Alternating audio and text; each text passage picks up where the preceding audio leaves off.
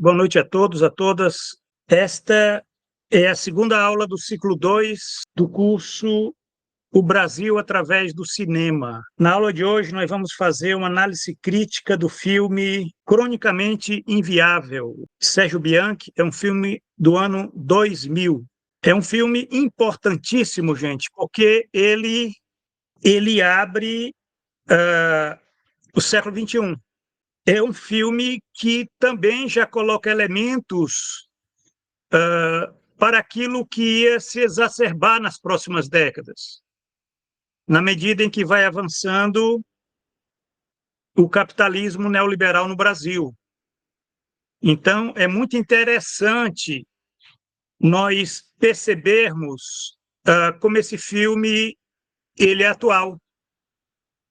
Ele é muito atual, porque ele já é parte de um desenvolvimento da sociedade brasileira, né, sob o jugo neoliberal, que já começava a se manifestar lá no fim do, né, nos últimos anos do governo FHC, né, o segundo governo FHC, né, a década de 1990 foi uma década, a década neoliberal, onde se constituiu, de fato, o poder da oligarquia financeira, que está conosco já há mais de 30 anos, né? É uma década que teve um impacto muito profundo na sociedade brasileira, no aspecto de você estar degradando o mercado de trabalho, você está privatizando o patrimônio público, você está, a partir do Plano Real, né, se criou todo uma arquitetura macroeconômica que vai aprofundar a desindustrialização, e isso teve um impacto muito profundo na sociedade brasileira nas próximas décadas. O filme é de 2000, nós estamos em 2024, então nós estamos há mais de 20 anos desse filme do Sérgio Bianchi, né? Mas o que nós vimos é que naquela época já estava se colocando questões, né, que o demarcar esse apodrecimento da sociedade civil neoliberal, né? Nós temos que entender que isso foi uma produção do capital, isso foi uma produção de escolhas políticas feitas na década de 1990, principalmente a partir da derrota de 1989, da Frente Brasil Popular, né? Governo Collor, que fez uma opção pela nossa inserção subalterna na mundialização neoliberal, né?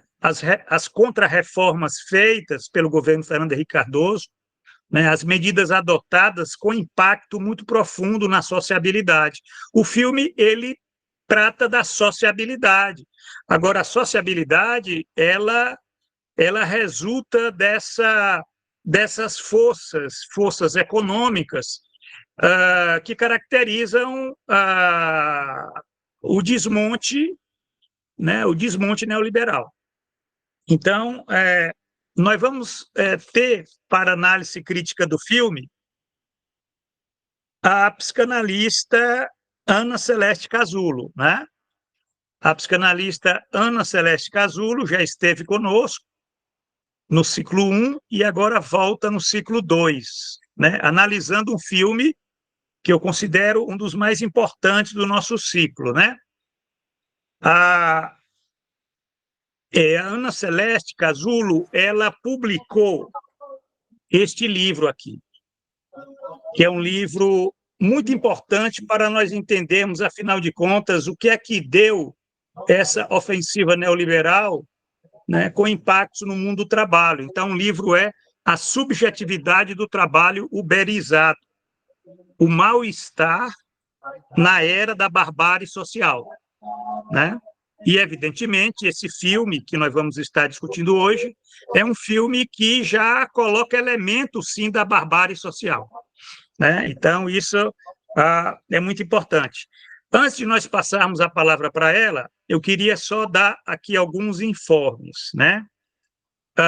O primeiro informe diz respeito à questão das frequências das aulas, né? Nós decidimos que essas frequências nós não iríamos fazer na aula, né? Porque muitas pessoas elas estão assistindo essa aula através do vídeo que depois nós disponibilizamos, né? Então, na verdade, é importante vocês estarem aqui presentes no domingo à noite, né? Inclusive, vocês podem, inclusive, estar levantando questões, levantem questões, né? Que nós vamos estar depois aqui discutindo. Então, essa é a vantagem de estar presente na aula, né? Na aula do domingo à noite. Mas muitas pessoas estão deixando para assistir no vídeo no decorrer da semana. Então, essa lista de frequência, ela se torna, vamos dizer, não é importante, né? Não é importante. Isso aí de um certo modo, fiquem tranquilos que nós estamos atentos e, com certeza, aquelas pessoas que têm interesse no certificado, né? Elas sabem que é importante também estar acompanhando as aulas, porque senão o certificado não tem valor nenhum, né? Valor zero, né? A pessoa ter o certificado e não assistir às aulas, né? Então isso é o problema de cada um, né? Não é problema nosso, que somos os coordenadores do ciclo, né, do curso O Brasil através do cinema, né? O nosso interesse é propiciar esse espaço de reflexão crítica para vocês, né? É criar todas as condições para que vocês possam estar, inclusive, refletindo, porque vocês sabem, né? Nós vivemos num país que a reflexão ela é um artigo de luxo, é perigoso porque toda essa mídia da manipulação não quer que as pessoas reflitam, né? É só consumindo, né? Mas nós estamos fazendo esse ato subversivo, né? Estamos propiciando espaço de reflexão aqui. Então, sem mais delongas, né? Eu vou passar agora a palavra para a Ana Celeste Casulo, né? Agradecendo mais uma vez por ela ter aceito esse convite, né? Ter aceito esse convite de estar aqui conosco, né? E, Ana, você tem aí até, né, de 50 minutos a uma hora, enfim, fica à vontade para fazer as suas considerações e depois quem tiver interesse pode colocar questões aqui no nosso chat que nós vamos ter um bloco final para responder essas questões. Esqueceu de falar do próximo livro que está quase saindo, que é sobre devastação materna. Isso aí eu vou deixar para você falar, por favor. Boa noite a todos, obrigada pela presença. O filme que eu escolhi foi Cronicamente Inviável, porque ele trata de uma questão que eu já venho trabalhando com ela há um tempo, que se inicia essa curiosidade de tentar entender a sociedade brasileira a partir da minha própria prática como psicanalista, né? No CAPS 3, Reviver de Campina Grande, a forma como as pessoas elas eram tratadas dentro da instituição psiquiátrica, né? Pelos colegas que eram chamados de colaboradores, pelos trabalhadores da saúde mental, em que eles não tinham, faltava a humanidade, o tato humano, né? Aquilo que Jung, eu não sou junguiana, eu sou lacaniana e sou freudiana, mas Jung ele diz uma coisa muito interessante quando eu paguei essa disciplina, e eu levei isso para a minha vida enquanto analista. Enquanto você ouvir alguém, né, esqueça que é um doente, mas entenda que é um encontro entre almas. Você está falando com um sujeito que precisa ser ouvido, que precisa ser acolhido, porque ele está em extremo sofrimento. E eu achava a forma de tratamento, e isso causou muito problema da minha parte para a equipe, eu acho que nesse tempo eu dava aula também na universidade junto com o professor Glebson, e a gente vinha conversando sobre essas insatisfações, eu falava muito para ele, né? Sobre esses mal-estares que eu tinha na saúde mental, pela forma como os sujeitos eles eram tratados, né? Porque eu ficava pensando, para que montar toda essa estrutura e a gente continuar com uma lógica manicomial? Depois disso, que eu pedi demissão, porque eu não aguentava ver os maus tratos, eu iniciei um projeto de mestrado para trabalhar com motorista de aplicativo. E aí, fazendo uma pesquisa com os motoristas de aplicativo, eu percebi a mesma prática que acontecia nos CAPs, nos institutos de saúde mental, de modo geral, né? Em todos esses lugares. E aí, aprofundando as leituras, eu fui compreendendo do que se tratava aquilo, que é a barbárie social. Por isso que eu escolho esse filme Cronicamente Inviável. Eu vou falar muito rapidamente sobre o período histórico, certo? Porque isso aí depois todo mundo conhece, todo mundo viveu essa década, sabe do que se passa. O período histórico foi, eu vou fazer de uma forma rápida. O que quero tratar é a respeito das produções subjetivas criadas ou agravadas no período do qual o filme sinaliza. A década de 2000 no Brasil, foi marcada por diversos acontecimentos do campo político, econômico e social, significativos e deteriorativos. Aqui vão alguns dos principais eventos e tendências, né? Teve a eleição de Luiz Inácio, a vitória, a implantação de pequenos projetos sociais, mas, sobretudo, a traição de Lula à classe trabalhadora quando ele escreve a carta sobre os brasileiros, em que ele recebe até buste no churrasco, né, numa fazenda lá, etc. e tal, e aí, quando a gente vê aquilo, faz, e pronto, se perdeu tudo.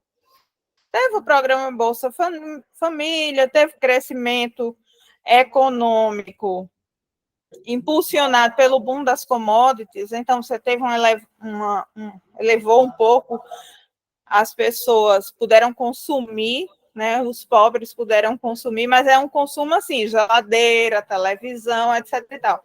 Eu digo porque eu trabalhei nesse período com extrema pobreza também, porque eu trabalhei no CAPS e eu trabalhei o que antes se chamava de PAIF, né? Depois se transformou em CRAS.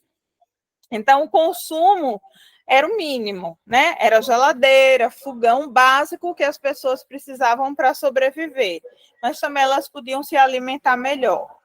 Teve a realização, né, da Copa do Mundo e todo um projeto impulsionado pelo PSOL, né, organizado pelo imperialismo norte-americano, não vai ter Copa, que culminou no golpe de 2016, com a destituição de um presidente legítimo, de uma presidenta eleita legítima, Dilma Rousseff.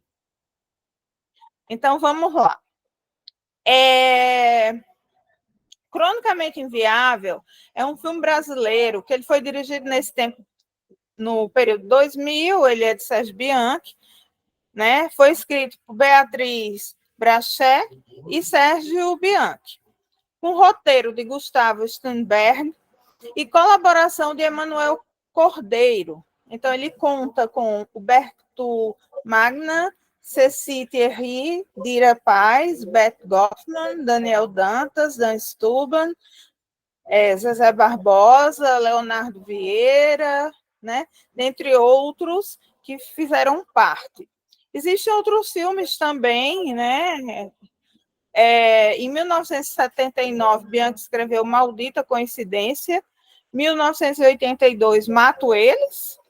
1988, um romance. 1994, A Causa Secreta. 2000, Cronicamente Inviável. 2005, Quanto Vale ou é por Quilo. 2009, Os Inquilinos, e 2013, O Jogo das Decapitações, né? Então, assim, esse filme, ele vai mostrar, que é para isso que eu estou aqui, para mostrar as dificuldades de sobrevivência mental e física no meio de um caos da sociedade brasileira que atinge a todos, independente da posição social ou da postura assimilada. Vocês querem que eu repita o elenco? Eu acho que não precisa, né? Eu estar falando todo o elenco. Cronicamente Inviável, ele foi lançado no ano 2005 e 2000 e apresenta uma crítica incisiva à sociedade pós-moderna, ressentida e fascista.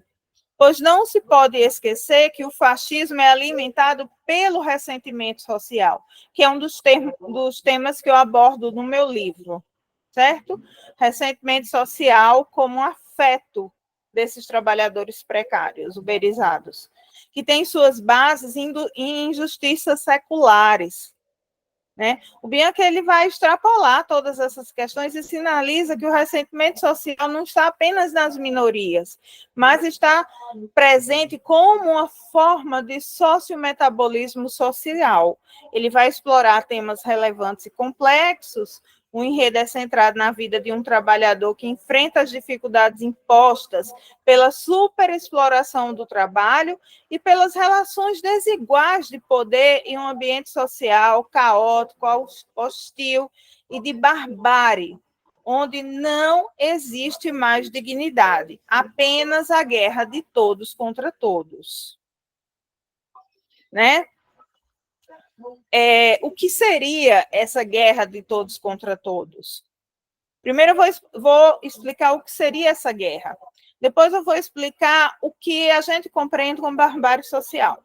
A guerra de todos contra todos, que o filme vai retratar, é um cenário em que os indivíduos competem ferozmente por recursos escassos, evidenciando a luta pela sobrevivência em uma sociedade que valoriza a competição em detrimento da colaboração, porque isso é até anti-evolucionário. O homem, né, ele evolui pela cooperação, não pela competição. Além de estarem possuídos pelo ódio, do que Freud vai chamar da pequena diferença. Se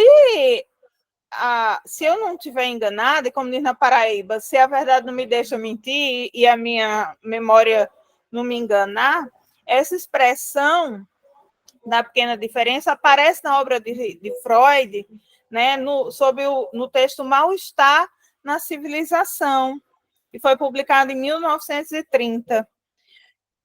E ainda se a minha memória não me deixar falhar, esse termo também aparece no sentido social em Psicologias da Massa e Análise do Eu.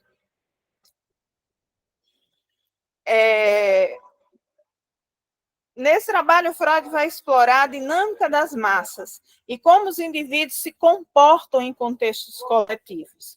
Ele discute como a identificação com líderes ou causas podem ser influenciada por pequenas diferenças entre os membros dos diversos grupos, que podem intensificar sentimentos de união, mas também causar conflitos. A ideia de que a pequena diferença entre os indivíduos em uma massa pode gerar rivalidade e divisões é um tema central na análise da psicologia coletiva, da qual Freud também se preocupava. Né? Freud, ele tentava analisar como essas pequenas diferenças se manifestam em sentimentos de pertencimento e exclusão, destacando as complexidades emocionais que surgem nas interações em grupos. Portanto, a pequena diferença é um conceito atualizado, tanto em um mal-estar quanto em psicologia das massas. Isso aí serve para ilustrar as nuances das relações humanas e sociais. Na obra de Freud, ele vai discutir como a civilização se desenvolve, impõe limites sobre os instintos, gerando um sentimento de insatisfação. A pequena diferença refere-se às sutis distinções. E o filme está o tempo inteiro apontando para essas pequenas diferenças. Por isso que eu estou explicando para vocês do que se trata esse conceito, que é um conceito importante para a psicanálise e, sobretudo, para os dias de hoje. Então, são as sutis distinções que existem entre os seres humanos, né? E como essas diferenças podem causar sentimentos de rivalidade, de desconforto, mesmo entre indivíduos que compartilham muitas semelhanças, mas o mínimo de diferença, ela se torna o máximo da diferença. E isso pode ser coisas básicas, como cultura, aparência, como cor da pele, gênero, condição sexual, entre outros. Essas pequenas diferenças, né? Porque todos somos humanos. Se você analisar o QI de uma pessoa que vive numa tribo aborígene, lá não sei aonde, e uma pessoa que vive na civilização, você vai ver que ambos, independente de qualquer coisa, eles têm a mesma capacidade cognitiva, pertencem à mesma espécie, né? Homo sapiens, mas o fato do outro se apresentar de uma forma diferente, isso vai causar mal-estar, porque a culpa vai ser sempre do outro, que não é igual a mim.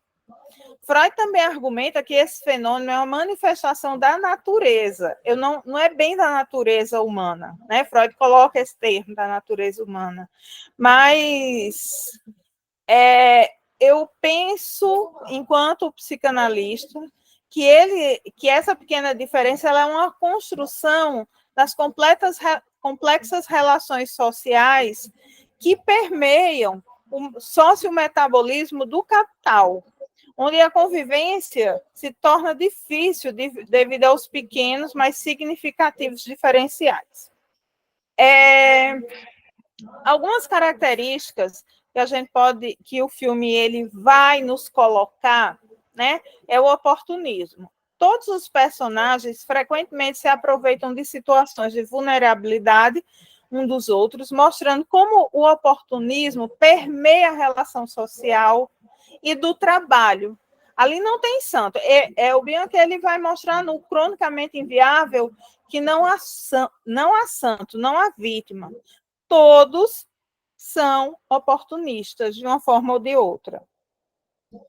Ele vai apontar também sobre a vitimização, né, como lugar de gozo, né? Há uma crítica à forma como certos personagens colocam-se como vítimas para obter vantagens, uma dinâmica que é explorada com ironia, sugerindo que a vítima se torna uma forma de prazer e manipulação social. Quando ele diz assim, o intelectual diz assim, me parece que todos gostam de ser fodidos um pelo outro. A vitimização presente no filme, o tempo inteiro, retrata uma forma específica de um gozo de uma sociedade. Esse gozo ele vai além do prazer físico. É outro conceito psicanalítico que eu vou tentar explicar rapidinho para vocês aqui. O gozo é entendido como uma experiência subjetiva que envolve o corpo, certo? Em que a linguagem ela fica fora, não existe linguagem, é uma experiência única e exclusivamente de corpo.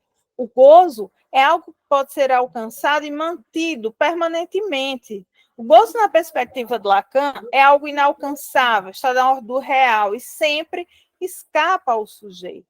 Esse gozo ele tem uma natureza, segundo Lacan, que ele entra em contraste à linguagem, ele transcende a linguagem. Não existe palavras suficientes para que se dê um nome ao gozo. Até porque se a gente conseguir dar um nome ao gozo, ele acaba. Ele está ligado a aspectos de satisfação psíquica, mas é uma satisfação mortífera, porque o gozo ele caminha ao lado daquilo que é da opção de morte. Certo? que não podem ser completamente representados ou articulados. O gozo pode envolver situações de excesso ou transgressão, como a gente vê no filme inteiro, excesso e transgressão, que muitas vezes são capturados por alguns significantes. O filme também deixa claro a violência de todos os tipos, a superexploração do trabalho, né? Que você vai ver que naquela história da família burguesa e da outra família de pessoas pretas faveladas, pobres, etc. e tal, em que aquela família ela super explora, paga meio salário mínimo para poder garantir o emprego do outro na fábrica, para garantir o emprego do outro não sei aonde. E aí vem aquela pseudo-cordialidade, né? Que a burguesia ela faz isso. Os coronéis, eu sou do Nordeste e eu sei eu sei muito bem como é que os coronéis agem. Eles tratam você como se você fosse membro da família, uma parte da família, mas eles tiram teu sangue e não te pagam pelos trabalhos, mas eles te deixam sentar na mesa para tomar café com eles. Né? Aí vem o cinismo de uma das personagens. Ai, nossa, eu esqueci de pagar, deixar o dinheiro da faxina de fulana, porque, nossa, aí ela começa a fingir hipocritamente que fica incomodada com aquilo. Mas que, na verdade, ela está se aproveitando, né, da amiga, porque a moça foi criada, entre aspas, com ela, né, para poder não pagar, para poder esquecer, fingir que esqueceu, até porque o esquecimento, esse ato falho, né, ele diz algo também, né? A obra ela também vai mostrar naquela reunião de intelectuais. Aí bota um índio, bota um negro, bota uma mulher, bota não sei quem, bota todo mundo. Mas o que está no cerne da discussão é a aversão ao pensamento crítico. Né? A obra também aborda a resistência da população em adotar uma postura crítica em relação à situação, revelando como as universidades e o intelectualismo perpetua tanto a opressão quanto o conformismo social. Naquela cena em que estão lá batendo, tá aquele grupo, né, de jovens talentosos que surge na década de 2000, que eles eram meninos de rua e eles faziam uma batucada, aquela batucada, né, que a gente observa muito na Bahia, que faz parte da cultura baiana. E aí o empresário, ele tem a fé no empreendedorismo, né? O ideal de que todos podem se tornar empreendedores, né? Que ele pode, que é a falácia, que ele vai lançar os meninos pelo mundo, etc. e tal. No final, eu até procurei ver o que foi que aconteceu com esse grupo, que realmente existiu, não tem nada, parece que sumiu, virou cortina, né? A fumaça foi, deve ter morrido tudinho. A hipocrisia da sociedade, a hipocrisia da caridade.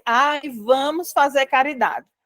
O filme ele vai criticar isso duramente, como um ato superficial que as elites se utilizam como forma de entretenimento e alívio para suas culpas, enquanto os problemas sociais permanecem sem solução. Porque o filme deixa claro que a elite, ela sabe de que classe social ela pertence e ela sabe que existe a luta de classe.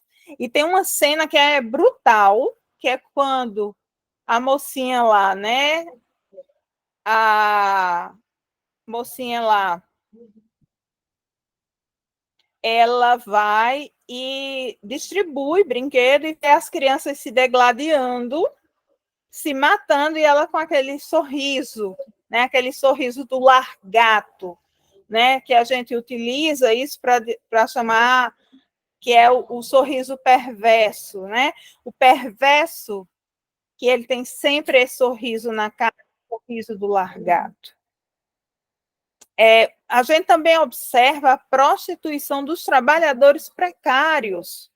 Ele mostra como muitos trabalhadores se veem forçados a aceitar condições degradantes e muitas vezes se prostituem para complementar a renda. A dignidade humana é sacrificada pela sobrevivência. Ele faz também uma crítica à ideologia da felicidade e da positividade, que eu trabalho no meu livro também, né? O filme desafia essa ideologia, que a felicidade é um objetivo alcançável, positivo, expondo a superficialidade de uma crença de uma sociedade marcada por desigualdades profundas e sofrimentos, mas que tem a ideologia da positividade como objetivo de promover uma nova forma de conformação social na atual fase de crise do capital. Isso é muito fácil de analisar. Olha só, a gente nem precisa fazer muita coisa. Bota uma música para tocar que todos vão dançar. Em resumo, né, o modo de produção que tem por base a crise como normalidade, a ideologia da positividade surge como um amago, né, uma forma de amálgama para manter a sociedade coesa. Para tanto, se faz necessário transformar o trabalhador alienado em agente e vítima ao mesmo tempo das misérias do capital. Isso aí quem fala é Giovanni Alves. A elaboração subjetiva a respeito do sofrimento é barrada pela ideologia positiva e seus agentes, coachings, psicólogos, psicanalistas, etc. e tal. Eles sempre nos fazem lembrar que é necessário ver a realidade pelo lado positivo, né? Tem até um cartoon famoso que foi de um artista gráfico do Espírito Santo, Genildo, foi intitulado Escolha o lado feliz da vida, né? Por quê? Por que o pensamento positivo, enquanto arma de guerra ideológica? Porque o pensamento da positividade, ele congela o pensamento dialético, pois ele representa uma barra para o pleno desenvolvimento das forças do capital. Sem a consciência do sofrimento, é impossível superar o capitalismo. Logo, podemos concluir que a ideologia positiva é o analgésico político empregado pela imobilidade política. Isso quem vai falar é Byung-Chul Han, em 2020. Em nome da evitação do desconforto, a sociedade é coagida à conformidade e à opressão. Mas veja, existe um consenso social, não existe vítimas, existem acordos em que ambas as partes sejam supostamente contempladas. Toda e qualquer forma de desconforto precisa ser rapidamente denegada em prol do gozo. A felicidade torna-se obrigatória e compulsória. Os traumas subjetivos mais dolorosos precisam ser catalisados e transformados em desempenho e performance do trabalho. A coação sofrida diante da impossibilidade de elaborar a dor é nomeada de resiliência. Nome bonito, né, gente? Resiliência, vamos ser resilientes. Ser feliz é a nova forma de dominação, muito mais eficaz do que a dominação disciplinar, que o Goffman ele vai falar, né? Que ele retratava. Pois a compulsão à felicidade impulsiona o sujeito para o consumo estranhado, que encobre os vazios de uma vida reduzida ao trabalho. Os ideólogos da positividade ocupam-se de criar técnicas de bem-estar e felicidade. É preciso cultivar o otimismo, ter pensamentos positivos, é proibido pensar negativamente. Pois a lógica da felicidade compulsória ensina que pensamentos negativos atraem azar para as pessoas e para os outros que estão próximos. Né? Então, se você colocar pensamento positivo, etc. e tal, você vai encontrar, né, uma série de palestrantes, principalmente norte-americanos, em relação a isso. E aí eu recomendo o livro Sorria, da Bárbara Ehrenreich. As pessoas negativas são uma droga, é isso que se diz. Isso pode parecer cruel, Mas o fato, isso aí é um coaching. Maroney, 2002, falou em uma de suas palestras. Mas o fato é que essas pessoas, elas reagem, elas nos sugam. Parece aquele discurso da intelectual que está lá passando. Tem um índio, tem um negro, tem não sei o que lá. Sugam a nossa energia e a vida de uma boa empresa, de um bom time, de uma boa relação. Evite-as a todo custo. Se você precisar cortar laços com pessoas que conhecem há muito tempo, porque elas são negativas, que o faça, né?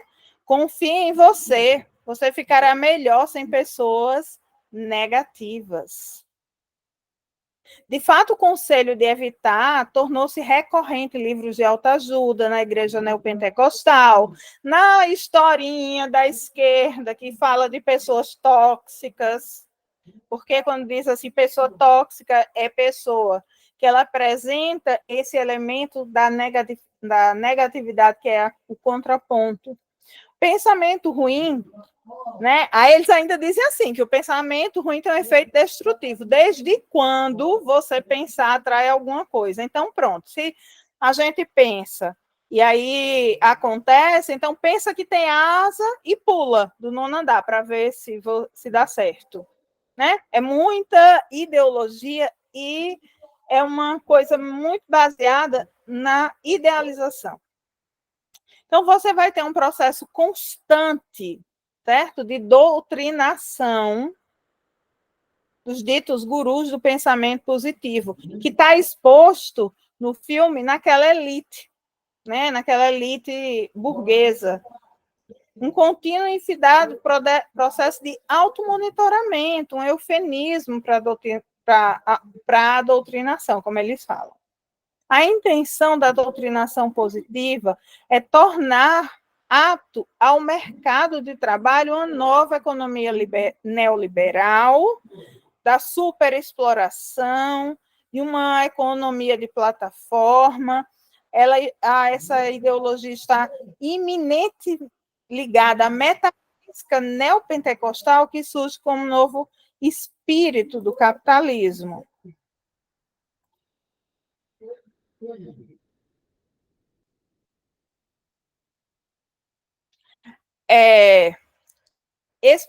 Então, você vai ter, né, essa ideologia da positividade, que é ligada a Deus, etc. e tal. Eu tenho mais coisas para falar sobre a ideologia e tem outras coisas para falar também sobre a questão da culpa, né? E como é que a sociedade ela lida com a culpa.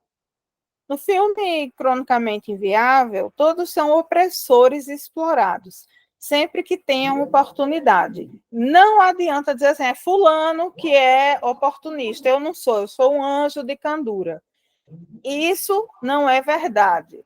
Todos, absolutamente todos,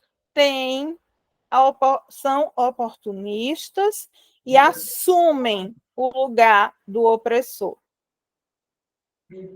Uma socialite fingindo sentir culpa por não ter deixado o pagamento da empregada superexplorada, né? Você vai ter também, né, uma questão que envolve a transformação da identidade da classe num contexto de uma sociedade burguesa, capitalista, especialmente nesse período do capitalismo selvagem, brutal e neoliberal, que diz respeito à contra-identificação desses sujeitos com sua identidade universal. Se eu sou branca, eu sou contra preto. Se eu sou preta, eu sou contra branco. A gente cria até o complexo de branquitude, sei lá o quê, etc. e tal. Os brancos acham que os negros estão armando contra eles, as mulheres acham que os homens estão armando contra eles, e é um desrespeito generalizado, né? A identidade do outro. Não há nada mais que una, apenas aquilo que separa, né? Numa constante guerra híbrida, né? A contra-identificação do sujeito não tem contra-identificação desse sujeito com a sua universalidade. né? Nesse cenário que a gente vivencia, nada mais é do que a ideologia imperialista norte-americana que entra em ascensão no sul global, trazido por esses partidos ditos de esquerda, que de esquerda não são nada, como uma contra-reação. E está ampliada na indústria cultural, criando normatizações de subjetividade como objetivo de positivar o sujeito. Com isso, nós temos a dessubjetivação da classe social, que resulta em novos modos de subjetivação, marcados pela perda do lugar no mundo e pelo processo de alienação de si para si. O grande outro do capital emerge como novo mestre, substituindo a figura simbólica do pai. Ai, Celeste, você é a favor do patriarcalismo? Não, eu sou a favor da função. A função paterna que separa a mãe do filho e encaminha esse sujeito para o desejo, não para o gozo. Ok? Essa mudança histórica foi efetivada por meio da manipulação de aparelhos de Estado hegemônicos burgueses. Houve um processo de fragmentação da classe, e esse processo vai se dar por meio da captura da subjetividade, no bloco histórico que estamos denominando de barbárie, que é o que o filme está o tempo inteiro batendo nessa tecla. Tá lá o intelectual com a perna podre, mas ninguém ajuda. Ah, vai cuidar dessa perna podre, só que não tem onde ele cuidar daquela perna podre. A barbárie social, ele é o produto do acúmulo das contradições estruturais do capitalismo que não foram resolvidas, tais como contradições que possibilitam um salto qualitativo, uma crise estrutural do capital e também uma crise de lucratividade, engendrando o capitalismo decadente que não consegue se livrar dessa situação e passa a atacar de forma ainda mais voraz o trabalho e a natureza para sobreviver, né? Mesmo que transforme os sujeitos em espécies de zumbi. O filme Cronicamente Inviável se destaca por seu olhar crítico e irônico sobre uma sociedade atual, levantando questões que ainda são relevantes na discussão sobre trabalho e superexploração e relações sociais. O livro, o filme, ele vai falar também sobre o ressentimento. Essa palavra, ela aparece, né? Ressentimento é uma forma de sofrimento composta por uma constelação afetiva que serve aos conflitos entre as exigências imaginárias do indivíduo. O que é o imaginário? É aquilo que eu vejo. É aquilo que eu vejo, mas que eu não consigo simbolizar também como palavras. São palavras, são significantes que entram na minha mente e compõem uma parte importante da minha subjetividade, mas através de imagens. Aí a pequena diferença ela se insere.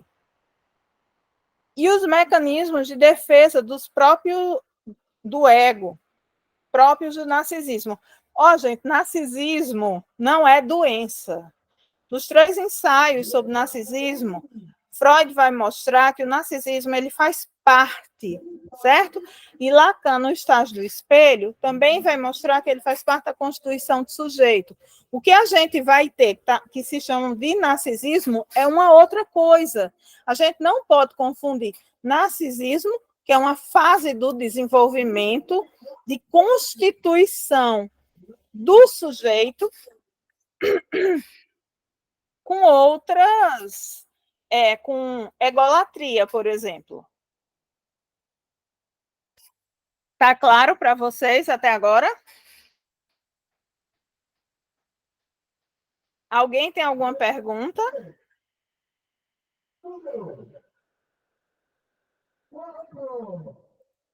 Vamos lá.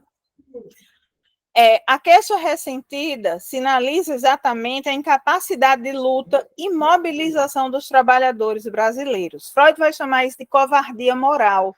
Nietzsche também, né? Aparece como sendo a posição ética da relação em que os explorados não se percebem como sendo explorados. Ao contrário disso, ressentido na sociedade brasileira está enraizado em nossa dificuldade em nos reconhecermos enquanto agentes da vida social, sujeitos da nossa história, responsáveis coletivamente pela resolução dos problemas que nos afligem. Suas raízes remontam à tradição paternalista e do pseudo-cordialismo, né? Que, na verdade, o Brasil não é um homem cordial. Não existe essa cordialidade. Existe muito ressentimento, que mantém os subordinados em uma relação de dependência filial e servil em relação às autoridades políticas ou patronais, na expectativa de ver reconhecidos e premiados pelo seu bom comportamento e a docilidade das classes. Ainda há de lembrar que a técnica utilizada pelas ONGs imperialistas, identitárias, igrejas neopentecostais, porque você tem identitarismo não é só o pessoal porra louca que a gente vê por aí, não, certo? Nós temos também o identitarismo dos evangélicos, eles são identitários. Só que um aponta para o outro e diz, você é identitário, você é identitário. Só que todos são identitários. Por quê? Porque nós estamos infiltrados pela ideologia do imperialismo para promover uma guerra híbrida. Quem quiser entender o que está acontecendo aqui, peguem o livro de Muniz Bandeira, Império do Caos, ou a Segunda Guerra Fria, e vá ler o que foi que fizeram no Iraque, com Saddam Hussein.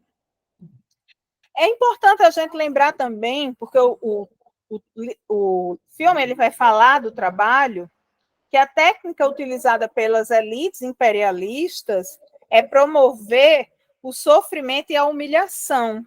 Lembra? Não é preciso só esculhambar, é preciso humilhar. O divertimento está na humilhação.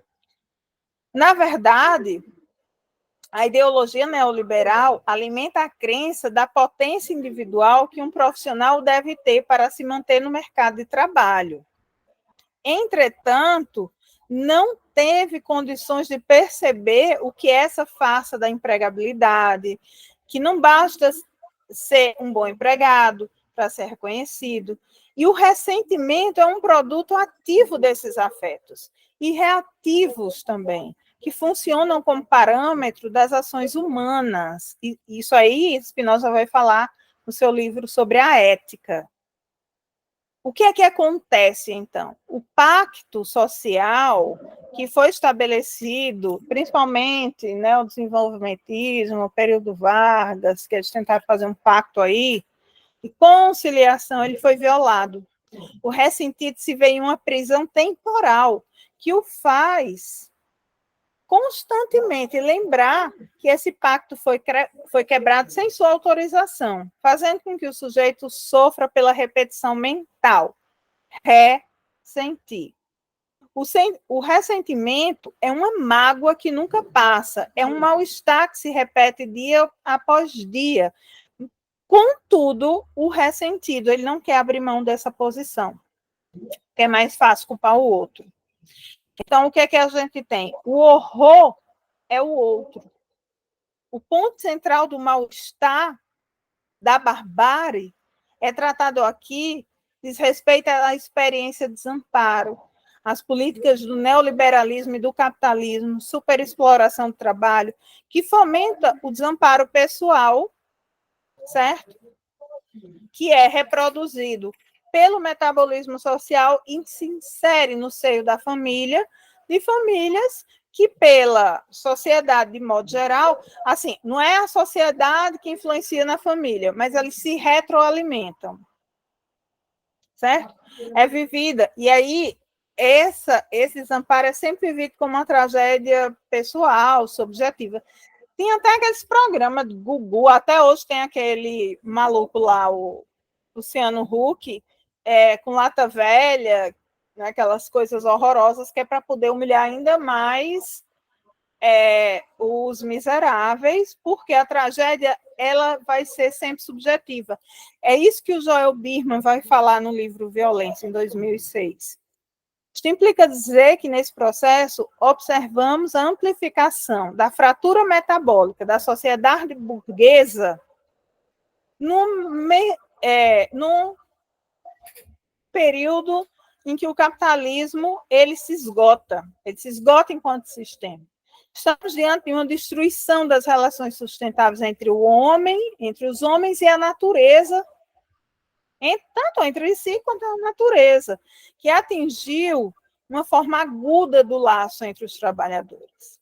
Né? Maria Rita Kell, ele vai dizer que o ressentido pode ser visto como sujeito característico dos impasses ocorridos, os conflitos sociais, mas eles preferem permanecer nesse estado de espírito, que é sempre o outro que passa por trás na sua luta, no seu lugar ao sol, que caracteriza a vida profissional e social, né?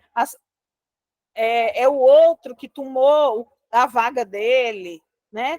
E aí a burguesia ela faz muito bem isso, ela cria as cotas, ela vitimiza um, culpabiliza outro, aí fica um com raiva do outro, né? Então você tem um exemplo, a culpa, que é sempre passado para o outro, é a culpa do privilégio branco, é o pacto de branquitude. Ah, mas a culpa é do negro também, né? Se utiliza disso para poder se vitimizar. Contudo, o que o filme está mostrando é que todos são oportunistas que se utilizam dos aparelhos de Estado para se dar bem. Isso é da nossa cultura, né? Ah, são todos fascistas, coloridos e por aí vai. Contudo, o problema não é o outro. Isso se configura como um transtorno ideológico dos impotentes que não têm a coragem moral, como diria Freud, de enfrentar o sistema que produz a miséria e a exclusão. É sempre mais gostoso ter um bode expiatório. Aí aquele personagem do Dan Stuber, ele sinaliza isso quando está lá o conflito entre o líder do MST e o fazendeiro, né? Que ele cria e ele acaba apanhando dos dois. Né? Então, ele vai mostrar como é que funciona a sociedade brasileira. A sociedade brasileira, para não se sentir culpada ou responsável pela própria vida, arruma bode expiatório. Gente, a gente só tem bode expiatório. Portanto, a destruição das possibilidades sustentáveis de vida material é isso que o filme está falando. Imaterial, orgânica e espiritual, ou melhor, objetiva e subjetiva, configurando o que podemos compreender como colapso ambiental, fratura metabólica do capital, que tem como suas ramificações o processo de dessubjetivação da classe operária e é compreendido aqui como resultado do desenvolvimento do modo de produção capitalista que teria alterado sua natureza, né, da destruição criativa para a produção destrutiva, isso é Mesaros, vocês devem conhecer, e consequentemente, a sociedade brasileira se especializou na produção dos bodes expiatórios, que representam a falta de capacidade intelectual e emocional de lidar com suas próprias faltas, de lidar com a própria capacidade de buscar saídas. Temos uma sociedade possuída por uma covardia moral, como definiria Freud, né, sobre o ressentimento. Está no 7º capítulo da interpretação dos sonhos, tá, gente? Quem tiver curiosidade, se eu não estiver enganada. Que sempre vale a pena tomarmos conhecimento do terreno pantanoso sobre o qual se erguem nossos mais sublimes alicerces morais. Não estamos sendo cínicos a respeito da ideia da civilização ocidental. Isso é o que Freud vai dizer. Mas apenas céticos quanto à possibilidade de seu cumprimento.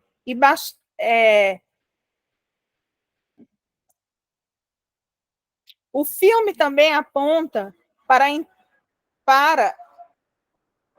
o Brasil no tempo histórico da barbárie. Então, agora, eu vou definir para vocês o que é barbárie social, o que eu compreendo como barbárie social. Vocês podem não concordar, podem dizer assim, achei que você está errada, etc. e tal, porque aqui não é igreja para todo mundo dizer amém, pode discordar.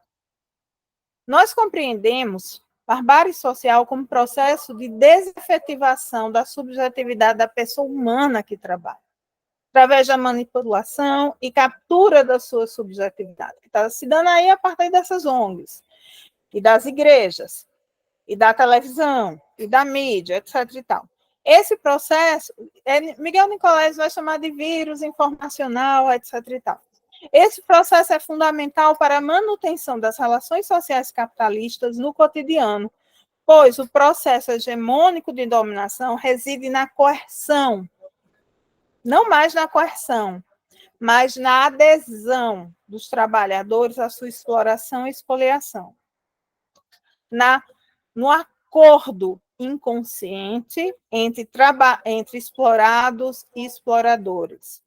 A corrosão paulatina dessas capacidades humanas, no sentido de desefetivá-las em sua dimensão humana e genérica, é a raiz da crise de sociabilidade. O paradoxo da captura da subjetividade, que Giovanni fala do trabalho, é que efetivamente a subjetividade não se captura. Nesse sentido, existe uma contradição perversa entre a capacidade humana objetiva e efetivada no plano da base técnica e científica, e subjetivamente desefetivadas no sentido de apropriação prático-sensível pelos homens que trabalham. Sendo assim, a realização do trabalho, que deveria possibilitar a humanização do ser que trabalha, o modo de produção capitalista só faz manipulatória, ela desumaniza o trabalhador. Ele cala o outro, ele cancela o outro, né? Ele proíbe que o outro possa se expressar, alienando não só do produto do seu trabalho e do conhecimento necessário para realizá-lo, mas controlando a adesão afetiva a dimensão afetiva desse trabalhador, a realização da atividade, né? Marx vai dizer assim: o trabalho que nos vincula à natureza e aos homens, criando um metabolismo entre eles que trabalham e a natureza, se transforma numa sociedade capitalista, estranhamento, separação do homem, e dá tudo aquilo que integra física e espiritualmente ao mundo. Nesse sentido, o modo de produção, que são as relações sociais, porque o capitalismo é, antes de tudo, relações sociais, como diria o Ottaviani, no mundo capitalista, assume formas de um sócio-metabolismo desumanizante, onde o trabalhador, ao realizar suas atividades, está contribuindo para a destruição do mundo, portanto, para a sua própria destruição. Alguém tem alguma questão para colocar, ou eu posso continuar?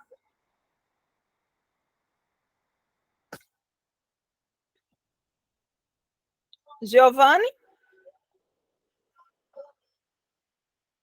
Giovanni? Bom, vou continuar. Pode continuar, Celeste.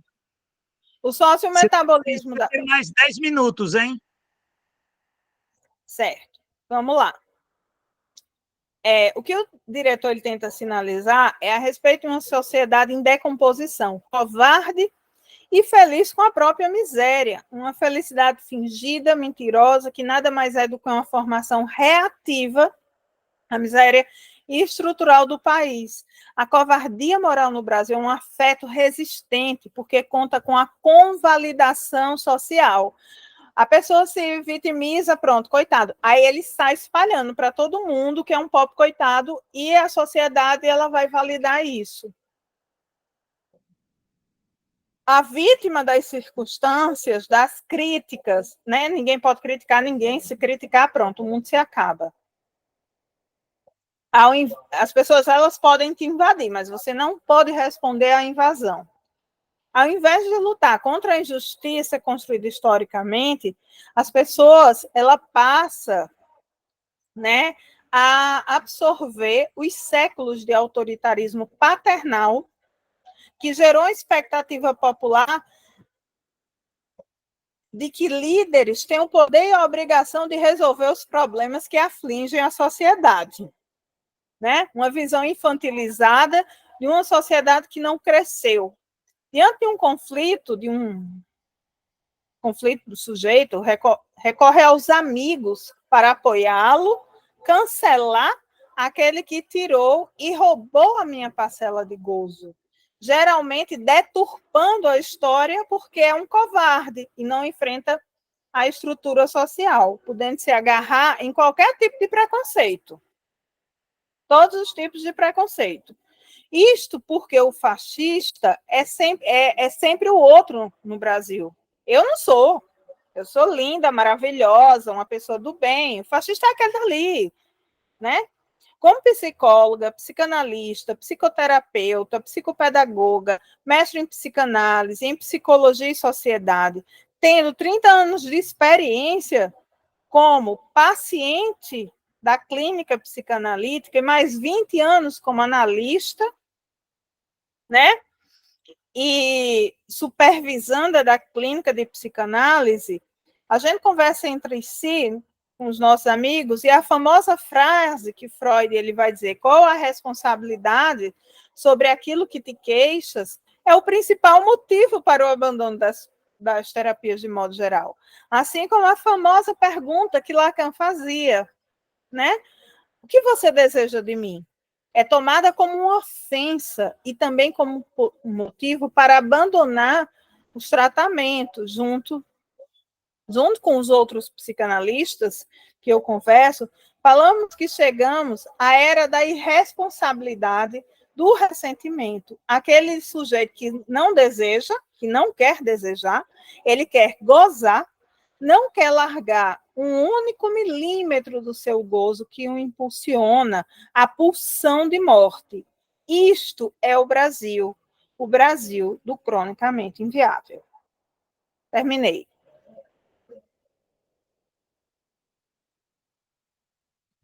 Muito bem, muito bem.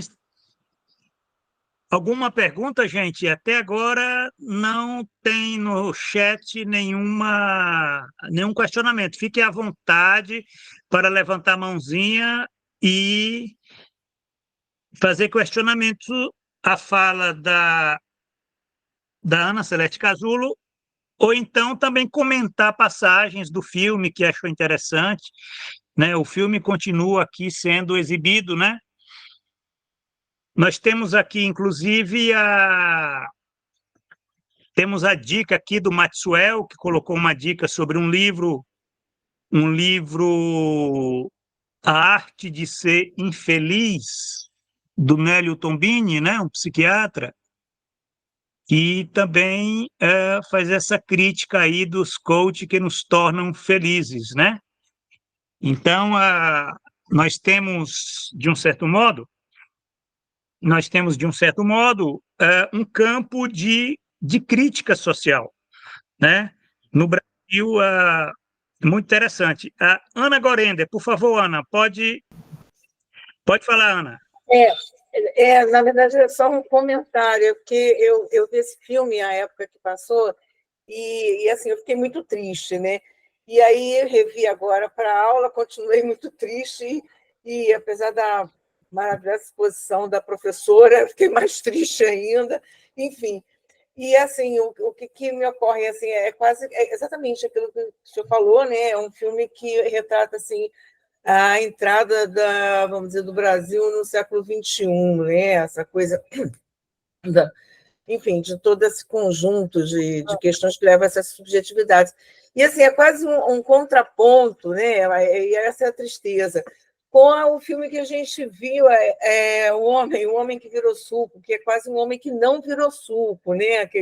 É um filme que é feito em 1980, naquela animação, o proletariado brasileiro construindo uma consciência de classe, o personagem lá do filme constrói a sua própria personalidade, a sua identidade, né? Ele vai construindo a identidade dele no estar em São Paulo e tal, e ele faz um paralelo ali com a construção de consciência de classe. No geral, o filme termina com as mãos levantadas, aparentemente numa greve, no ABC e tal. Sim. E esse filme, assim, é o século XXI, é o que a gente vive hoje, né? E é isso, é só um comentário mesmo, é uma tristeza muito grande. É só isso. Muito bem, Ana, obrigada aí pelas colocações. O Sadi Medeiros Júnior levantou a mão. Pode falar, Sadi. Boa noite a todos. Pessoal, eu gostaria de chamar a atenção para essa cena que está passando aí, ó. Aquele ator ali à esquerda é o Guilherme de Pádua, né? Eu achei interessante que esse filme é tão imbricado com a sociedade brasileira e com o que o Dostoiévski chamava o subterrâneo, né? Digamos, o subterrâneo da sociedade brasileira, que esse filme acabou tendo uma espécie de continuação na vida real, né? Que foi depois esse ator aí ter cometido Mas ele aquele não é assassinato da filha da Guilherme Glória de Pádua, Pérez, né? não. É Leonardo Vieira. Oi? É Leonardo Vieira. Ele não é. Sério? É, Desculpa então. Ah, meu Deus. É mesmo? é Leonardo Vieira, logo no início, bem jovenzinho. E aí, ó, essa Drica, né, que ela é indígena, viveu uma situação de escravidão e agora ela vende bebês e órgãos, né? E até o intelectual, ele vai ter que participar desse esquema todo para poder tratar da perna podre, né, que apodrece, porque essa por trás da ONG em que ela entra em conflito, né? Isso aí é uma ONG de venda de bebês e de venda de órgãos de crianças para a burguesia. Obrigado pelo esclarecimento. Foi bom ter falado, porque assim eu entendi. Eu não mantive o erro. Valeu, gente. Desculpa aí. Valeu, Sadi. Obrigado. Quem mais, gente, gostaria de levantar a mãozinha aí para estar comentando, levantando questões? É interessante. O filme é muito rico, tem muitas cenas. Evidentemente, a Ana Celeste Casulo ela fez uma análise mais geral, colocando aqueles eixos principais, mas o filme é muito interessante. Tem cenas, detalhes que, de um certo modo, é como se o Sérgio Bianchi fosse fazer isso que foi colocado, né? Esse subterrâneo da sociedade civil neoliberal. Ele já estava começando já a colocar os elementos, né, de uma podridão, né, de uma sociedade que ela entra numa crise de civilização na medida em que aquele modelo, o modelo nacional desenvolvimentista, ele afunda, né? E a burguesia brasileira, ela faz uma escolha errada. Ela fez a escolha pelo modelo neoliberal. E o modelo neoliberal, ele significa exatamente isso. Ele vai aprofundar as mazelas da sociedade brasileira, que é uma sociedade que já vem de mazelas históricas, né? Sociedade escravista, colonial, desigualdade social, não é de agora, né? Quer dizer, não foi o neoliberalismo que criou a nossa miséria, né? Quer dizer, mas ele aprofundou. O Armando Cipriano Pires, por favor, Armando. Bom, boa noite. É muito denso assim, para a virada do milênio. Cada pequeno esquetezinho tem vários pontos de crítica, né? Eu fico nesse diálogo entre ele tentar mostrar que personagens que vieram do mundo pobre, quando ascendem, no caso dessa moça que, né, é envolvida com crianças, envolvida, a Dira Paz, né, que está aí, envolvida com órgãos, né, e dominando o processo lá com o garçom, mas, por outro lado, a empregada daquela outra moça também vai para a cama da patroa, né, como uma tentativa, e depois a agride, dizendo e devolvendo todas as agressões. E tenta daquela moça, que é a patroa dela, que teoricamente teria vindo de um status melhor, com umas crises de culpa, né? Ele fica fazendo esse diálogo entre... E ele fala isso quando está falando da empregada, o quanto que o oprimido aceita, porque sonha ser opressor. Né?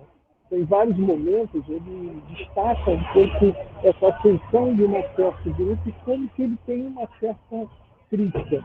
A diferença seria dentro dos garçons, né? Uns entendendo a posição, o outro conflitando. Então, assim, tem vários personagens, né, que tentam representar a narrativa, né, em cima até de pequenos conceitos, o que é o trabalho, o que é o opressor, né, das categorias marxistas. E eu acho que o filme é muito denso de vários exemplos, né, assim, que nos deixa apavorado, né, assim, em termos de como que ele conseguiu costurar uma história onde todo mundo tem uma posição conflitante, né? Eu não conhecia esse filme, fui vê-lo hoje à tarde, eu não conhecia mesmo, e não tive ainda, depois vou assistir essa competência da professora Ana, essa linguagem psicanalítica, né? Porque tem o gozo, o prazer, né? A culpa, a raiva. Eu acho que isso merece a gente reescutar essa gravação para poder assimilar um pouco essa teoria psicanalítica, né? Esse olhar sobre o filme a partir dessas situações. Obrigado. Olha isso aí, gente. Tem até cenas aqui da devastação ambiental, quer dizer, todos esses elementos que estão no filme, o filme que tem 24 anos, né? Eles só foram exacerbados aí nas últimas décadas, né? Quem mais gostaria de estar comentando? Tem aqui um comentário do Maxwell dizendo que, só complementando aquilo que a Ana Celeste Casulo falou, né? Quer dizer que a sociedade ela só evolui na cooperação, né? Mas na sociedade de classes você também tem cooperação, mas é uma cooperação visando a exploração, né? Mas o que seria do capitalismo sem a cooperação? Agora, é uma cooperação que é meramente um meio para a produção de mais valor, para a exploração, né? Isso daí é que foi colocado, mas a nossa espécie ela tem isso, né? Sem cooperação, você não tem desenvolvimento. É claro que a gente tem que, né? Olha só a devastação aqui da floresta, é um tema muito atual, né? Isso aqui é em Rondônia, região norte, né? Para mostrar que a devastação ambiental ela é parte do desenvolvimento do capitalismo brasileiro, né? O capitalismo brasileiro ele evolui devastando a floresta, queimadas, tal. Só que agora está tudo exacerbado, certo? Mais alguma questão, gente? Maxwell levantou a mão. Maxwell, por favor. Depois o Sadi.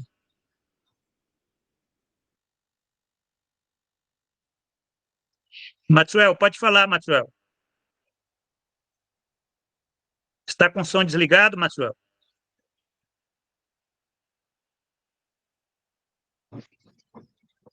Oi, Maxwell.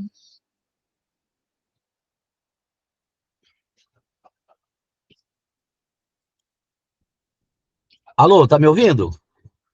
Pronto, agora sim, pode Deu falar. problema na câmera, que eu tô tentando ligar a câmera, mas ela não tá entrando. Então vou falar sem câmera mesmo. Sem Não, câmera. não tem problema. Pode falar, por favor.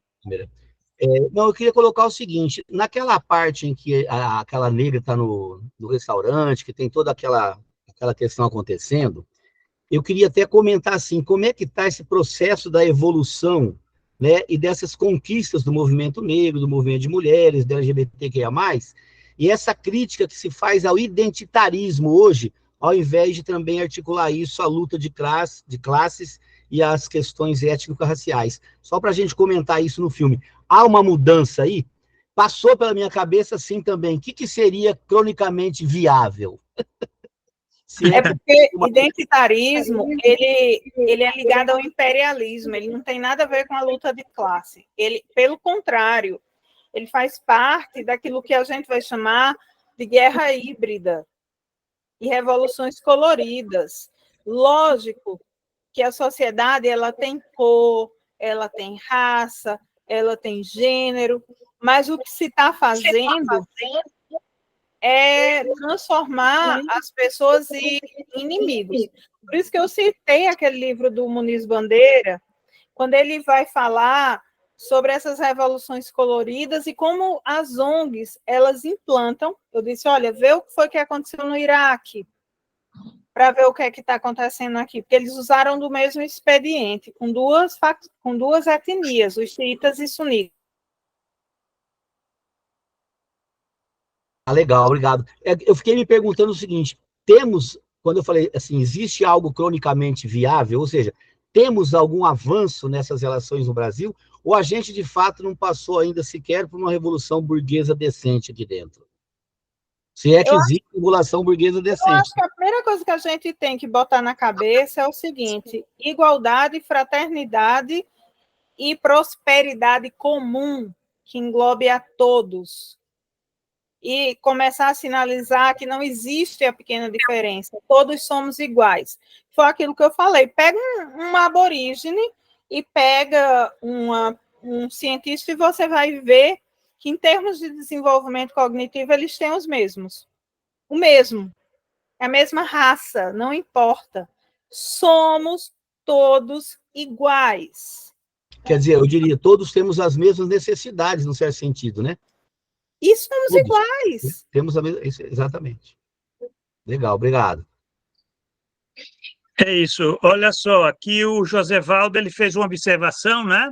Que tem uma passagem que um personagem compara um escravo e um office boy para explicar como diferentes tipos de trabalho são vistos na sociedade, né? Quer dizer, é mais um detalhe aí. Quem é que gostaria? O Armando levantou a mão, Armando, por favor. Eu acho O Sadi antes do Sadi, Armando, Tranquilo. na ordem. O Sadi já tinha levantado antes. Sadi, por favor. Obrigado, professor. Professor, essa reflexão sobre o escravo e o office boy, mas eu entendi, eu acho que entendi o que o diretor quis transmitir, mas não é um certo exagero igualar o escravo e o office boy, como se não tivesse havido uma evolução social na mudança desses personagens, entendeu? Do escravo para o office boy. Eu acho que deu uma exagerada assim, em igualar Exato. a escravidão ao capitalismo, o modo de produção escravista ao capitalismo. Se bem que, por um lado, a escravidão negra no Brasil ocorreu já num contexto capitalista também, né? É só uma reflexão sobre isso, professor. Mas tem outra coisa que eu posso falar depois também. No metabolismo, viu, Sadi? No metabolismo oligárquico escravista. Metabolismo social. Certo. Professor, eu ia até perguntar, eu não entendi muito bem o que é que a senhora chama de metabolismo social. Se a senhora puder explicar, que realmente não sei. Eu não entendi bem. Porque eu não sou da área da psicanálise. Mas não é da psicanálise, não entendi muito bem. não. Ele é um termo utilizado por mesários e que eu vou deixar para a Giovana explicar, porque ele vai conseguir falar melhor do que eu, porque ele é quem vem desenvolvendo.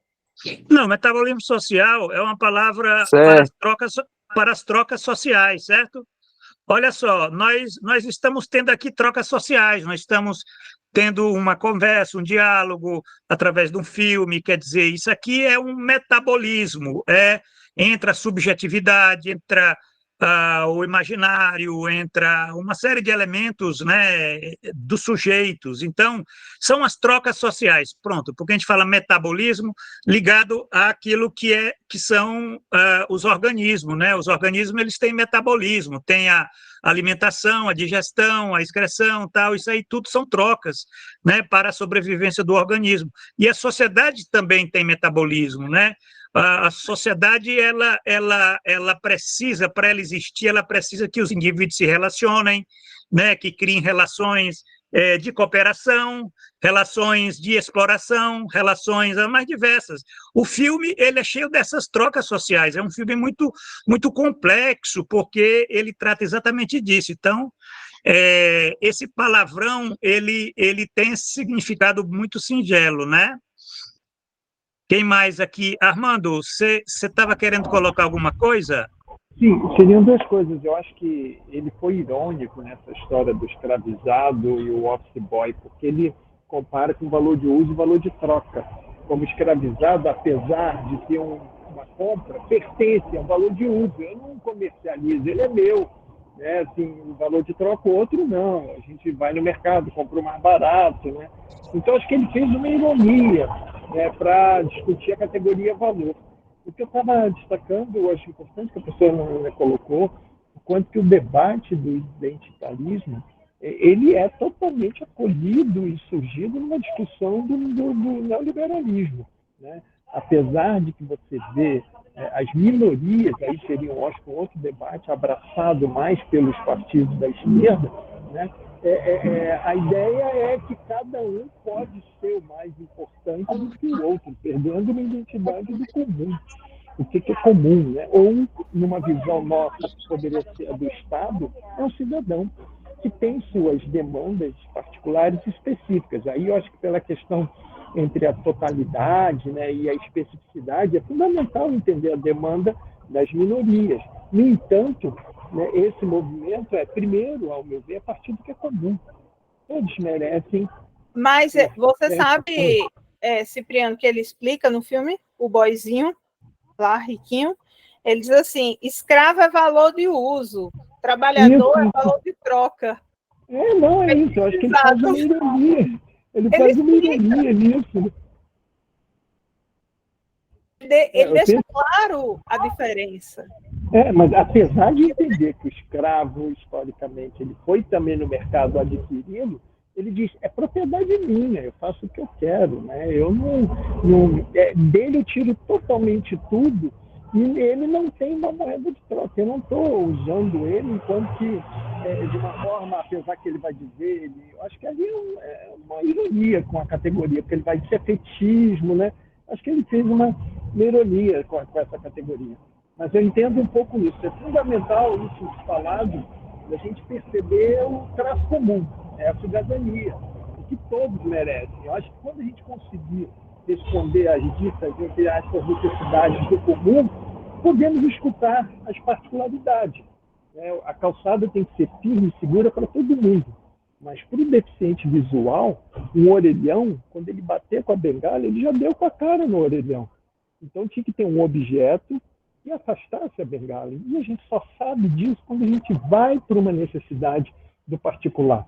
Mas a calçada tem que ser segura para todo mundo, né? Para o idoso que anda, para o deficiente. Então acho que é fundamental esse diálogo e não mergulhar nessa questão que o neoliberalismo traz dentro do identitarismo, porque eu acho que isso reforça, né, o conflito. Né?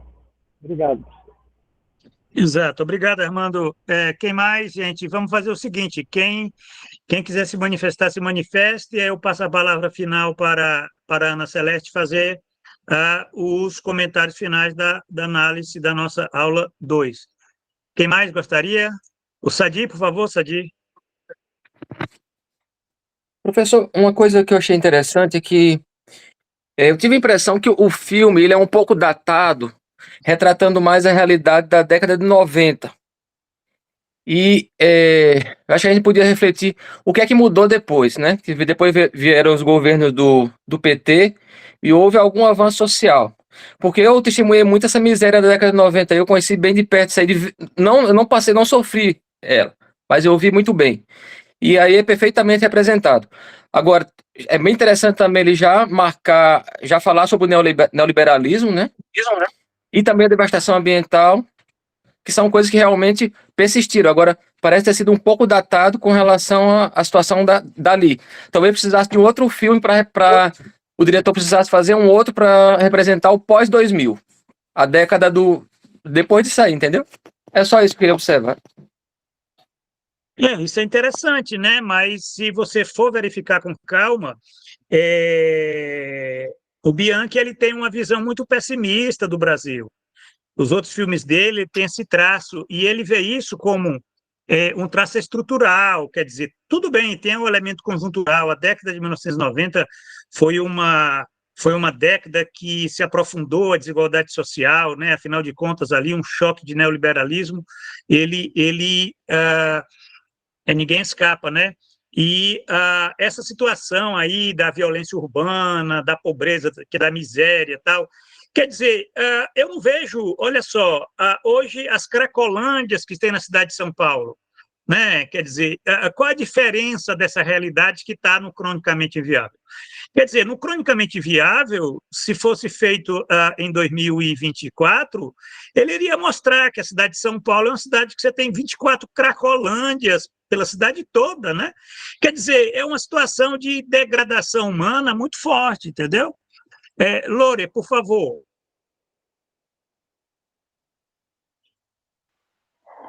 Oi, eu deixei uma pergunta no chat.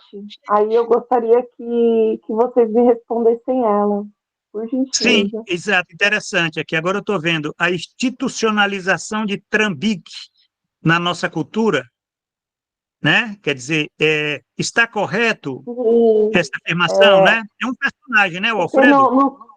Isso, Alfredo.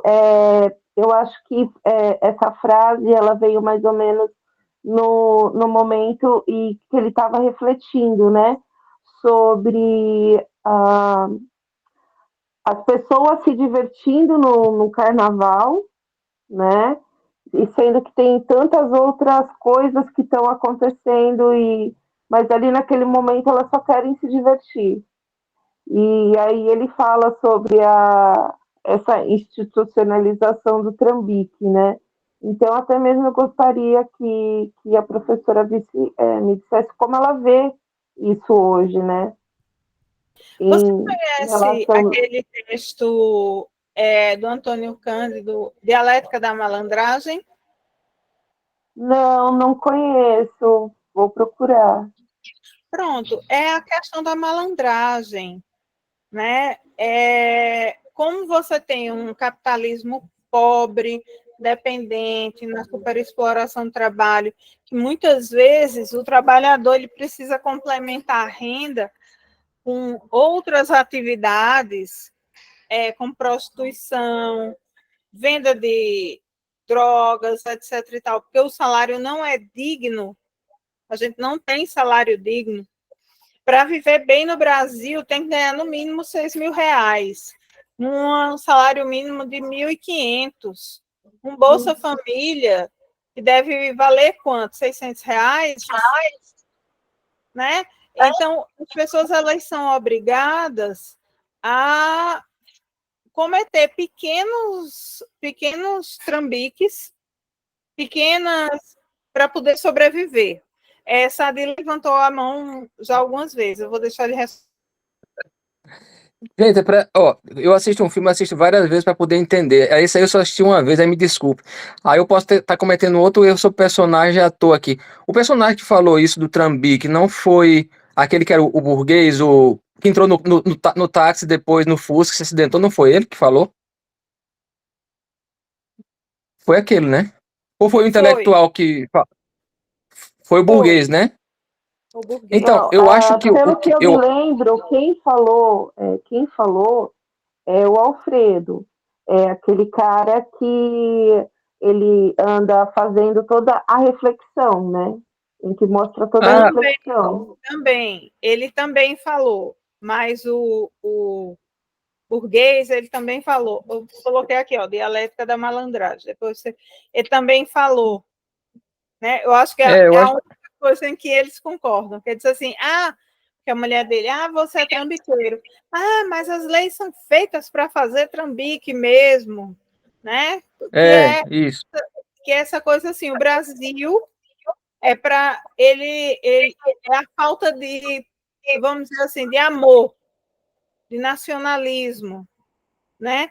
De investir, de acreditar em um projeto de país. Essas ideologias que foram perdidas. E aí, o que eu vou colocar, e recomendo para todo mundo ler esse livro aqui, viu, do Muniz Bandeira. São 800 páginas, mas dá para ler em um ano, toda noite antes de dormir. A formação do Império Norte-Americano, que é para a gente não ficar achando que essas ONGs estão aqui de forma inocente. Tem a trilogia, tem outros livros dele que eu recomendo, que eu li, e esse aqui eu estou lendo, eu estou na metade dele, e acabei de fazer papel. Você vai ter o Império do Caos, você vai ter a Segunda Guerra Fria, e ele vai explicar direitinho a função do complexo militar industrial da CIA. Porque, assim, não tem como você interpretar a América Latina sem pensar nessa invasão da CIA. Porque aí o que acontece? O pessoal fala dos negros que estão na ONG. Fala dos índios que estão na ONG, fala etc e tal. Esse pessoal não é culpado, eles não são fascistas, eles são vítimas. Eles são vítimas, certo? Porque são fragilizados. Bom, eu não concordo, Rafael, que os americanos erraram só por não combinar com a China, porque a China é outra coisa. Aí você vai ter que ler a China, entender o que é a China. É outra coisa, ela não é imperialista. você vai ter uma outra civilização. É uma outra coisa ali. Posso falar, professor? Claro. Sobre aquelas falas lá do intelectual e do burguês sobre o Trambique, isso aí me pareceu uma crítica do diretor ao pensamento da elite brasileira, não uma crítica ao povo brasileiro. Inclusive, é falado tem um intelectual aí no filme que fala do conceito de homem cordial, né? Lembrando o Sérgio Buarque de Holanda, e o Gessé de Souza tem uma crítica muito forte a esse conceito do Sérgio Buarque de Holanda, né?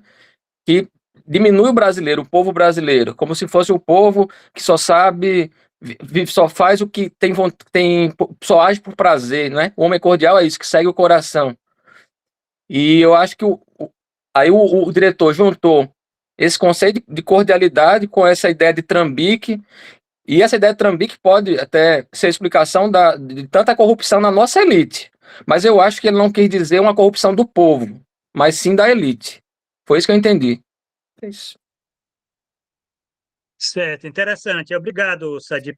A Ana Maria Medeiros Santana está pedindo que a Ana Celeste coloque o nome e autor deste livro aqui no chat, né? Isso é importante, né? Para nós termos, de um certo modo, o fundamento, a história, para entender, né, por que se produziu um país desta forma. Quer dizer, o Cronicamente Inviável é um retrato de um país que se inviabiliza por conta da dominação, do colonialismo, do imperialismo, né, dessas forças que não deixaram, né, o país se desenvolver, né? Organizaram golpes militares, guerra híbrida, tudo para inviabilizar um projeto de nação, né? Então, o resultado é esse. O Sérgio Bianchi, ele começa a mostrar isso, né? E nos últimos 20 anos, nós podemos ver no que é que o Brasil se transformou. E a gente tem sempre que se perguntar, né, como é que nós chegamos a esse ponto, né? Essa é a grande pergunta, porque ela sempre é uma resposta política e uma resposta histórica. Bom, gente, eu vou agora já para as nossas conclusões. Mas ainda tem gente, viu? Tem gente, Giovana, levantando a mão. Tem ainda, gente? A Ana Maria Medeiros Santana, por favor, Deixa Ana Maria. o pessoal responder. Ana Maria e o Sadi também vão comentar. Ana Maria, por favor. Boa noite, muito obrigado pela oportunidade. Foi um encontro muito rico. Adorei a Ana Celeste. Um currículo de peso, uma colega que tem um histórico com o social e não ficou só no meio acadêmico, né? Eu também tenho 30 anos no Tribunal de Justiça do Estado de São Paulo, sou psicóloga, trabalhei sempre com as mazelas das favelas aqui de São Paulo, e eu tenho muita empatia, não é meu lugar de fala, né, como a gente fala, mas eu tenho muita empatia com todo esse sangue que escorre pela nossa América Latina, né, suas veias abertas. Só eu penso não no pensamento positivista ou no pensamento coach, mas eu penso que se a gente ficar também só no foco do inviável, a gente vai cair num polo de laissez-faire quase, né? Vamos deixar tudo como está, porque não temos mais perspectiva. Então, nesse sentido, é a minha única crítica com relação ao diretor, que, como foi dito anteriormente, ele pega pesado, ele é muito pessimista.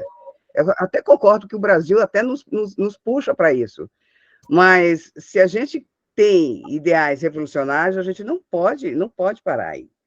Então, eu até gostaria que esse filme que houvesse um filme atual que fizesse essa contraposição do inviável com o viável. Acompanha todos os documentários, os filmes brasileiros que a gente tem visto, não tem muito, mas até gostaria de uma sugestão da Ana, se ela conhece alguma coisa que também vá apontar para um cronicamente inviável em alguma filmografia. Obrigada. Eu penso que a gente precisa estabelecer um novo slogan, né? Lenin, ele tinha pão, paz né, prosperidade lá na Revolução Russa.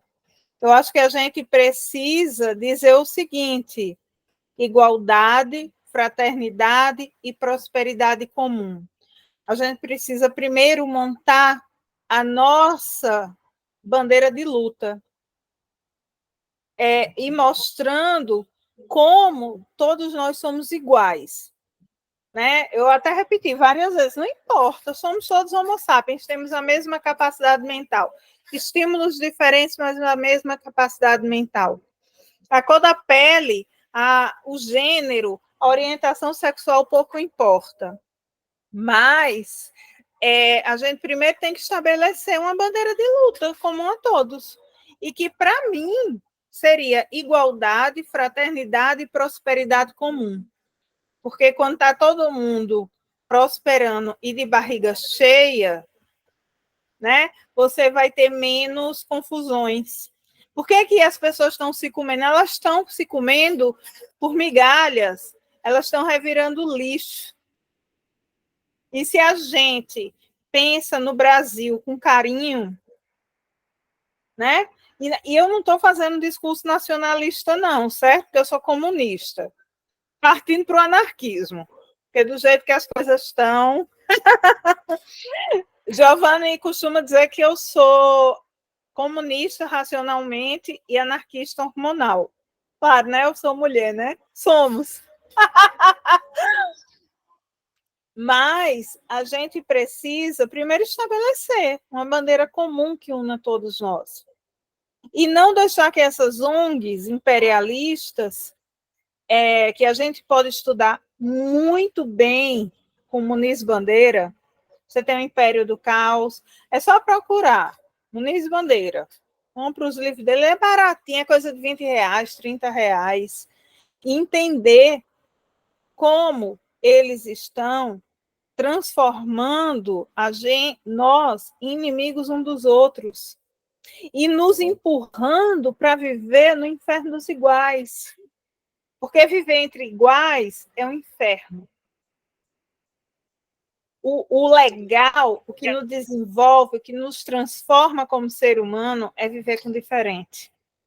É a diferença, é a pequena diferença, é a alteridade, né? Que faz com que diga por que eu sou eu. Que diz que Giovanna é Giovanni, que diz que Ana é Ana, que diz que Anglepson é Anglepson. Eu preciso do diferente para me contra-identificar. Mas, como psicanalista, eu vou dizer sempre, apostem no laço social. Essa é a nossa saída. É isso, gente. Mais alguma questão para nós concluirmos aqui? Agora, veja bem, o filme é cronicamente viável, o título do filme. Agora, nós temos que entender que esse filme ele nos provoca, inclusive, a nós pensarmos naquilo que é viável nesse país. Porque o Brasil ele tem muitas potencialidades, entendeu? Muitas potencialidades, inclusive pela posição geopolítica, territorial, pela força que essa é a questão. O filme, é claro que ele tem uma linha estética de tá buscando que nós reflitamos sobre essa nossa condição para, no segundo momento, mas não cabe ao filme isso, né? Nós superar essa inviabilidade que é dada, essa inviabilidade, entre aspas, que é dada pelo desenvolvimento de um desenvolvimento capitalista. O Sadi, para concluir, a última participação, Sadi Medeiros. Por favor, Sadi. Obrigado, professor. Vou falar rapidinho. Eu achei interessante, uma ideia muito importante que eu achei foi a crítica ao identitarismo, né? Eu acho até que as esquerdas brasileiras têm que ter cuidado com isso aí, porque, veja, passamos por um escândalo no governo agora relacionado a isso, né? E o governo com muita atenção com essa questão de identidade, de gênero, raça, pode dar problemas graves, né? Por exemplo, e o identitarismo está sendo usado como uma forma de legitimar relações sociais desiguais, né? Só um exemplo que eu vou dar rapidinho é que a embaixatriz dos Estados Unidos na ONU, que vetou a resolução do Brasil pró-cessar-fogo na Palestina, era uma negra. E aí tem que ter muito cuidado com essa. Aí o diretor, o diretor do filme foi muito inteligente nessa. Ele já visualizou isso, previu esse uso do identitarismo naquela época, mais de 20 anos, né? Se é só isso, obrigado, pessoal. Falei demais, desculpa aí. É isso aí, muito bem. Vamos concluir então com essa questão. É uma questão fundamental. E aqui uma dica de leitura para vocês. Ó, esse livro aqui do Antônio Risério, intitulado Sobre o Relativismo Pós-Moderno e a Fantasia Fascista da Esquerda Identitária. Esse livro aqui, ele é muito importante. É um livro de 2019, mas ele já colhe toda essa discussão que já havia naquela época, né? Naquela época, você já tinha uma crítica do Antônio Flávio Pierucci a essas ideologias da fratura do social, que é o identitarismo. Tem As Ciladas da Diferença, é um outro livro do Antônio Flávio Pierucci, é um livro de 1999. Só para vocês verem que nós estamos nessa conjuntura do Estado neoliberal, da qual o filme está lá no começo. Então, esse filme ele mostra elementos que se desenvolveram até hoje, né? Então, é uma provocação interessante. O nosso ciclo ele é um ciclo que está tratando com filmes, todos esses filmes ele tem elementos para nós pensarmos a sociedade civil neoliberal, né? Quer dizer, essa morfologia da sociedade civil neoliberal, quer dizer, as formas subjetivas, as relações, todos esses elementos. Cada filme desse, na vez passada foi A Central do Brasil, 1998, né? O próximo vai ser O Invasor.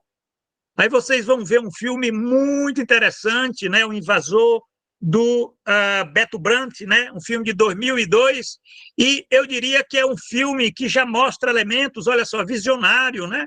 O invasor, né? Quer dizer, Bolsonaro é o invasor, mas naquela época já estava pintando essa questão de uma ordem que estava abrindo espaço para que esse lumpesinato ele ocupasse um lugar.